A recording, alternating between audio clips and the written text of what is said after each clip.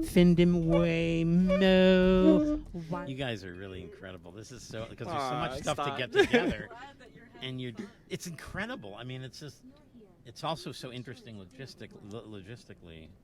It's a logistical nightmare. Yeah, we've tried to put a bass drum in here, and then we decided that the bass drum obviously wasn't going to fit. But the kick drum works great against the back seat of the chair. Whoa. So if you just hit the chair, yeah, it has a very similar effect. But, yeah, this is not your first time in a Waymo. No. I've been in a Waymo before. My wife and I enjoy taking them in San Francisco. Oftentimes when we go to shows at places like the Black Cat or various other clubs within San Francisco, we take BART, which is the Bay Area Rapid Transit train thing from the East Bay to somewhere in downtown San Francisco, and then we take a Waymo from there to wherever the club is, so we don't have to park and all of that. And so we're quite experienced in doing that. Of course, I'm also variously singing because I'm singing all the time because I'm Lorin Benedict, and I'm just practicing all the time. And so I have sung in a Waymo, but not in this official capacity. Uh-huh. Yeah, well, I'm happy. I'm so happy to be here. I'm so happy that we got to play. And, yeah. Sorry, I'm a little bit of a loss for words because I've had a lot of respect for what you're doing for so long. Thank you very much. Well, I didn't even know who you were until a day or two ago, but now I have a lot of respect for you because of your gumption to do this, but also for your excellent playing. Oh, thanks. Yeah, thank you so much. One thing I really wanted to talk about was Dilla. Yes. And one of my favorite parts of your musicianship is your time feel. Oh, thank you so much. I've been working on it for a very long time, and it didn't start out to being very good. I don't, Go ahead. I'm sorry. No. Do you have? I'm sensing a strong Dilla thing within your influences, and I'm curious. Well, yes, and let me generalize it. So I'm 50, as I told you before. I'm 56 years old. I grew up in the dawn of hip hop, in a sense. And so in addition to coming up listening to jazz and classical music, which I actually come from a family of professional classical musicians, orchestral musicians, when I was young, say 9, 10, 11, 12 years old, and living in Cleveland, Ohio, that's when in the sort of urban contemporary read black or African-American radio stations, that's when hip-hop started to make its way across the country, leaving, its beginnings in the Bronx and whatnot. And so we started to hear early hip-hop groups, like Grandmaster Flash, et cetera, and eventually Run DMC and BDP with KRS-One and all of that. And so I came up really enamored of all of that. I mean, it was just in its nascent stage, and I was just so taken with it. I mean, it was so interesting. It's hugely influenced me as a vocalist, and even though I don't sing or rap or whatever words, at least not intentionally generally, it's probably the biggest influence on me, and it has certainly framed the way that I think about phrasing and the way that I think about having a relationship to the pulse, if there is one, in the music that I'm doing. And so it's more than just Dilla. But of course, if we get to Dilla, and not only Dilla but his contemporaries, DJs like DJ Premier and other really great people, of course Dilla's colleague Kareem Riggins, who's quite a genius. These people developed such a nuanced, relation to the pulse, which, of course, as you well know, has greatly influenced actual live drummers. I mean, drummers sound different now, many of them, because of the fact that they've been informed by the machinations of drum machine musicians, and sampling musicians. And that is also something that I can analogize to my own situation. I mean, I've been informed by horn players mostly in, what I'm doing as a kind of a human saxophone in a sense. And so there's also this cross-pollination like that. So when I see cross-pollination in another area, then that also seems very close to home for me. Wow. The context of where you're coming from inspirationally, I think, and particularly because we're in a very interesting era for jazz. And I think there's a lot of looking around for what's next, you know? I think that's right. And I was wondering, since you have such a unique sound, like how you are informing other than your influences, because you have this scat syllables that you use that are absolutely unlike anything I've ever heard. Well, a lot of that, I have to say, comes from extra musical areas, which is that I have, as I've told many people, I have kind of a compulsion. I've had a compulsion since I was very young to make up words. And this has nothing to do with music. I'm a bit on the spectrum, probably, and my understanding is that paranoid schizophrenics actually have a kind of a pathological need to make up words, some of them. And I have always felt that. And so some of this is derived from that tendency of mine to just make up nonsense words. And I even, imposed that on my younger sister when we were young. And so part of this language is really like a musical version of that. But on the technical musical side, it is my instrument specific means of articulation, in that, I find it to be a very facile way to differentiate between adjacent notes, both in terms of rhythmically and then also differentiating pitches. So if I were to sing a chromatic scale without using syllables, ba, that's okay. But it's a little indistinct because I'm always in my chest register. I don't use falsetto. I don't negotiate any of my bridges like many singers do. So if I instead replace that with Drotztwin, Fitzwin, Driel, Yul, Guang, it's just so much more distinct.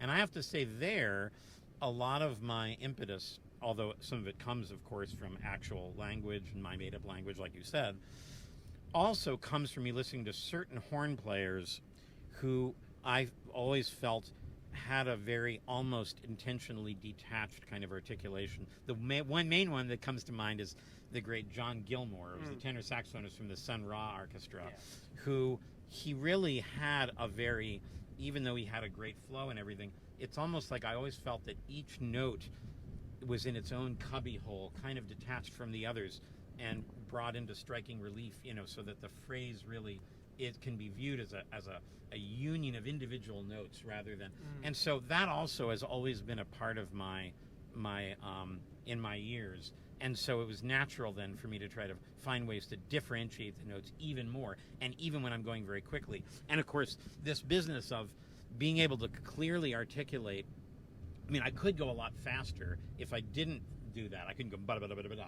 But because I'm using all these consonants, it makes me go slower, but I think that there's an added intensity that it gives. And there, my main, the person who I think of is Johnny Griffin. So all horn players should know the famous A Blowing Session where the whole album is basically him kicking the shit out of Coltrane and Mobley, as great as they were. And even though, in terms of content, of course, Coltrane is so interesting, you just hear Johnny Griffin next to those guys, and they're doing a lot of slurred stuff, and you hear him tonguing every note, and it's just like, it just pops. And so that's also a big part of what I'm kind of addicted to that. This kind of the atomistic aspect of each individual note. Yeah, so that makes total sense. Sometimes I've noticed that your syllables, like, you'll have multiple pitches within a word. And so where that kind of, like the looking forward, if that's super intuitive or something you practice doing, or if... Well, I guess that's an interesting question, was what constitutes when you say word, what do you mean?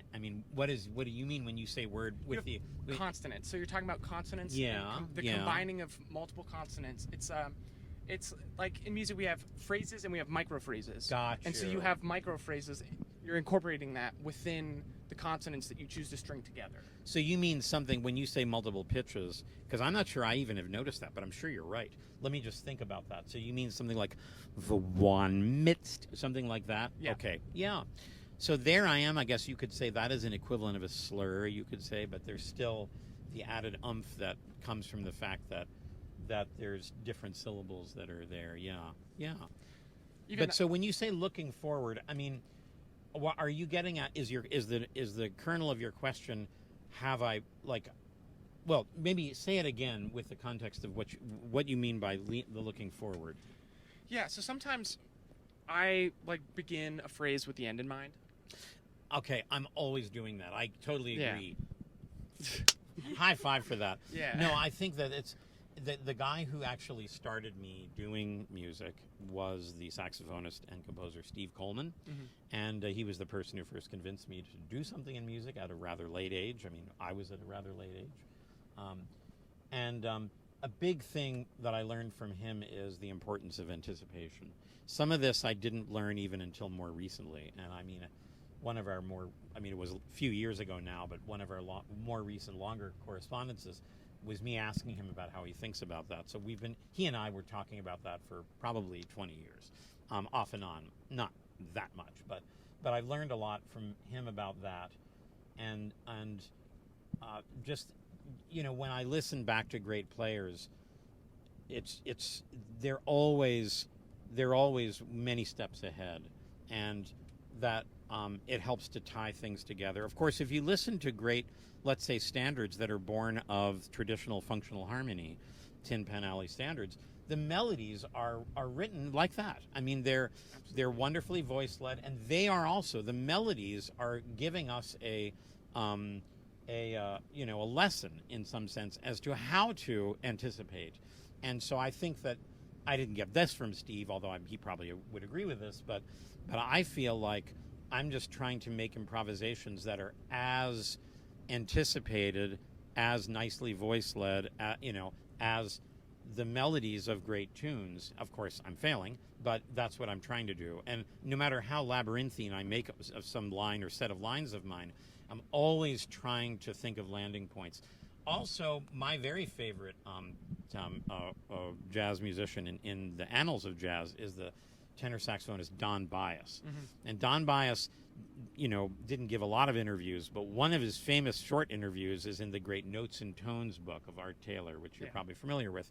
And there he talks all about landing points. He even says it in the following way. He says, in fact, I'm paraphrasing, but I think he said something like, but I got to a point where I realized that I can't hit a wrong note, because if I do something and I don't like it, I hit another one and I hit another one. And of course that could be interpreted in many different ways, but the way I interpret it is that he is looking ahead, and he's thinking about, hitting of a note or a hitting of something as being a landing point. And so maybe I'm putting words in his mouth, but at least that's how I think about it. And so I'm all about landing points, rhythmically, harmonically, melodically, all about it. Yeah, you talked briefly about starting jazz relatively recently. Well, no. I started when I was older, but it's not recent. It's been 25 years. It's just that I'm old. So 25 years ago, I was 31. So playing music at age 31 is not a recommended. Those of you at home, don't try that at home. Okay, but it's still, at this point, I've been doing it a hell of a long time. I mean, 25 years is not a small amount of time. Definitely not. So I'm an experienced guy, but who started very late. Instead of a prodigy, I'm an antigi. Yeah, so how did you find jazz then? Oh, well, my dad had a lot of jazz records at home. He was a fan of jazz, and he even met some notable jazz musicians through his orchestral work.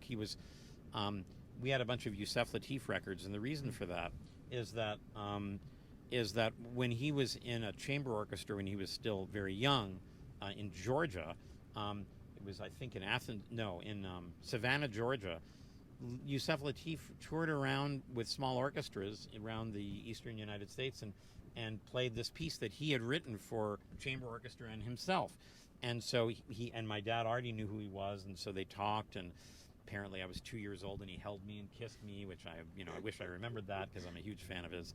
And so he sent my dad a whole bunch of records, signed records, to Bro Victor from Bro Yusef. I mean, he was like this super nice guy. So we had small but important connections to figures in jazz.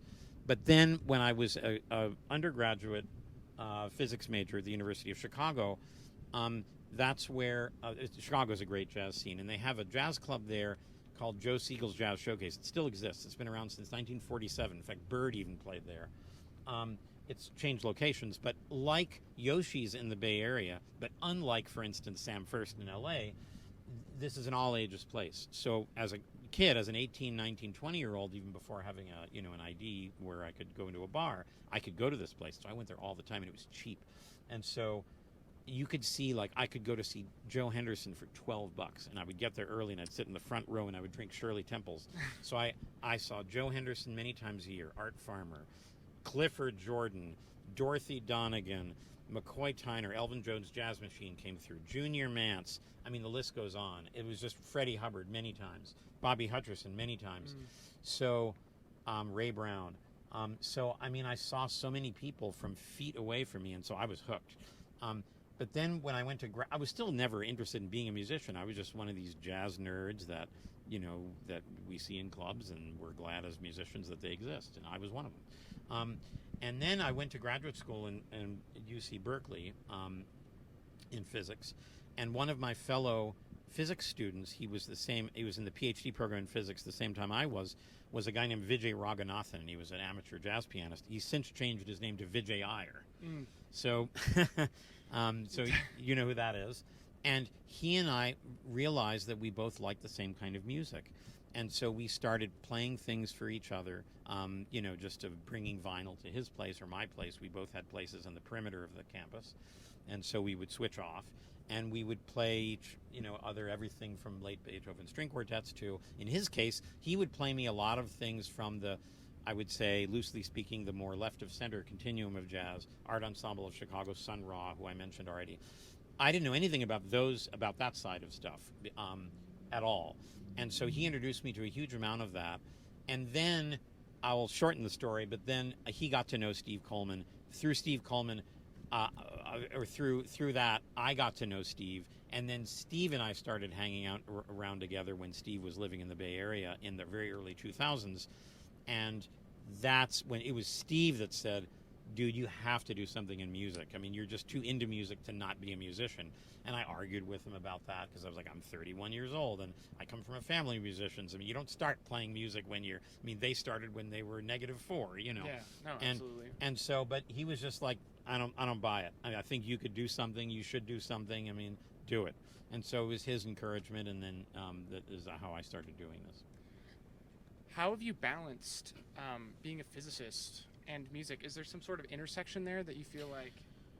There could, in principle, be an intersection. Steve used to, goad me into trying to make more of an overt marriage between my two interests there. But I have resisted just because, I won't go into why exactly, but I like separating the things. One ends up being a vacation for the other in a sense. And yeah, I mean, I just kind of view them both, in my particular case, as being their own kind of pure activities. I'm not against other people making overt connections between scientific things and music. I think that's great. It's just not something I want to do, but yet anyway. But yeah, so it's a pain to do both.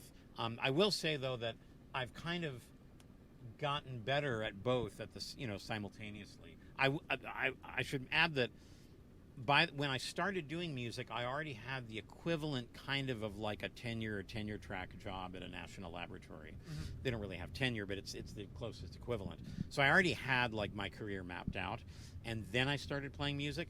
If I had, gotten, like, let's say instead of Steve, goading me into being a musician, let's say that Vijay had when we were both graduate students, I never would have done it because I was like trying to figure out how to be a physicist, right? Mm-hmm. And that took all of my attention almost. I mean, I was listening to music on the side, but there's no way I would have had time to like go to jam sessions, make sojourns to New York and whatever. I would not have done that. But once I already had a relatively nice job, where I had a decent amount of vacation time and everything, why not, And so, the Bay Area is a place that has, it's not the scene that even LA is, and certainly not New York, but it's not a bad scene. And there's lots of jam sessions, and there was lots of ways for me to learn, and there's still lots of people from whom to learn there for me. And so it was, if I had ended up, my other job I was considering taking was a physics professorship at the University of Kentucky in Lexington. And if I'd done that, I wouldn't have ended up being a jazz musician, I'm sure, even if I had met these other people, you know, because where am I going to play in Lexington? I mean, there might be a couple cats, but it wouldn't have had the musical heft that the Bay Area has. So some of it was just situational. Longevity in music is everything. Like, I'm turning this corner into 15 years of saxophone, and I'm just now seeing things start to like pan out for me. Yeah. And something that I see a lot is people setting up systems that don't have 15 years in mind, 20 years in mind. And so a lot of young, talented musicians, they get forced into situations where they have to quit. You know, life gets in the way. Yeah. I see that a lot with schools. Yes. And I see that in... He has a PhD. He didn't get a PhD in physics, but he got a PhD in some self-designed technology in the arts thing. And Steve just has like the equivalent of an undergraduate degree. And so, yeah, I mean, and it wasn't at a music conservatory. So, I mean, and there's other great musicians. I mean, there's serious innovators. Craig Taborn went to college at University of Michigan, but he didn't study music. I mean, there's lots of bad cats that didn't study music. That's not to say, though, that, there's so many people that are, most of my colleagues did go to these schools. I mean, and I learned so much from them. And so I feel like I've been a student of these same conservatories secondhand. You know, I've literally also spent hours in the practice rooms of the New School, like many years ago, jamming with people who were going to the New School or MSM or Juilliard or whatever. And so it's like, you know, I've kind of freeloaded off that system. But yes, I mean, I don't have an answer for you, but I'll just say that my particular paradigm, which is having a nice lucrative career doing something unrelated to music that I happen to love, doing this all the time. You know, when I'm computer programming, when I'm doing stuff at work, I'm working on Lazy Bird or whatever the fuck. So that's another big part of it, you know, because that's how I can start at age 31 and get to wherever I am while still having a full-time job. You know, and the other thing is I'm just kind of a nut, and I like working all the time on music, and I never wanted to have kids, et cetera, et cetera. So if I was like a normal guy in any one of many different ways, this would be not possible. But I'm a scat singer who, who likes scatting all the time. By the way, my wife, who you met, doesn't mind the fact that I'm literally singing 100% of the time. I mean, like, if I were her, it would drive me batshit crazy. Yeah. And she's just so chill about it. So, I mean, you know, knock on wood. So, I think that it's the stars have aligned. That's all I can say. It's not I can't imagine that anybody would try to follow my path. I'm not sure it's a followable path. You know what I mean? If you could go back in time and tell your beginning jazz self something, what would you say? Well, so luckily, the thing that I would tell myself is something that I was old enough and mature enough at the time that I did tell myself, and it helped. But here's the thing. When I was, you know, most people when they start playing, that their playing ability is developing along with their hearing ability. Obviously, those are two things, you know, they're almost one and the same. But I guess what I mean to say is that as they learn to play, they're also learning how to listen, and they're learning what they like in music and what they don't like and stuff like that. For me, it was not like that because I'd done 30 years of very serious listening before I started playing. That's good because it gave me a leg up when I started. But, and this is getting to the answer to your question, it also meant that I had standards that were unmeetable for many years. And so I came very close to quitting many times because I would hear how far away I am for where I want to be because I knew how much better music could be than what I was able to do. Of course, we all are like that now still, but I was so much like that at the time. That was such a big gulf that, so what I would tell myself, which I have to say is what I did tell myself, is cool it, don't worry about it. Even if you don't get there, who cares? The stakes are low, at least in my case. And probably you will get there, and it'll just take some time, so just take a chill pill. So that's what I would tell myself, and that's what I did tell myself. Thank you so much. High five for that. Yeah.